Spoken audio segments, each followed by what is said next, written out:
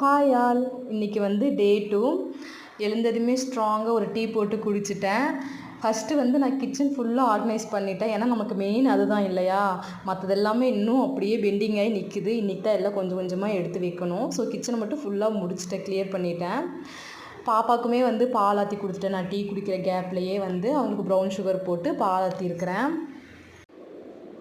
குட்டி பாப்பா நல்லா தூங்கிட்டு இருந்தாங்க. ஸோ அவங்க எந்திரிக்கிறதுக்குள்ளேயே சமையல் ஒர்க்கையும் முடிச்சிடலாம், கொஞ்சம் ஃப்ரீயாகிடலாம் அதுக்கப்புறம் அப்படின்ட்டு நான் ஸ்டார்ட் பண்ணிட்டேன். இன்றைக்கி வந்து வெஜ் பிரியாணி தான் பண்ண போகிறேன். அதுக்குமே வந்து வெங்காயம், தக்காளி, இஞ்சி, பூண்டு, தென் வந்து வெஜ்ஜீஸ் கொஞ்சம், அப்புறம் சோயா எடுத்திருக்கேன். சோயா வந்து நான் ஃப்ரீ ஹீட் பண்ணி அப்புறம் தண்ணி வடிச்சிட்டு போடுவேன். அப்படி போட்டால் இனிமேல் கொஞ்சம் நல்லாயிருக்கும் டைரெக்டாக போடுறத விட. அதனால் அதுக்கு தனியாக கொஞ்சம் ஃப்ரீ ஹீட் பண்ணுறதுக்காக தனியாக எடுத்து வச்சுருக்கிறேன். இது கூடயே வந்து ஸ்பைசஸ்மே வந்து ட்ரை பேனில் நம்ம ரோஸ்ட் பண்ணிவிட்டு அதுக்கப்புறம் அது பவுட்ரு பண்ணி தான் போடுவேன். நான் பேக்கெட்டில் அந்த மசால் பவுட்ரு போடுறதில்ல, பிரியாணி பவுட்ரெல்லாம். இந்த மாதிரி ஃப்ரெஷ்ஷாக அரைச்சி போடும்போது டேஸ்ட் உண்மையாகவே நல்லாயிருக்கும். இது எங்கள் அக்கா எனக்கு சொல்லிக் கொடுத்தது தான். இந்த மாதிரி தான் இப்போ வரைக்கும் நான் ஃபாலோ பண்ணி பண்ணிகிட்ருக்கேன்.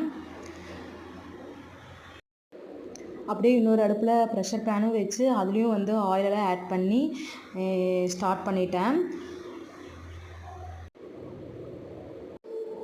எனக்கு பெருசாக சமையல் வராது.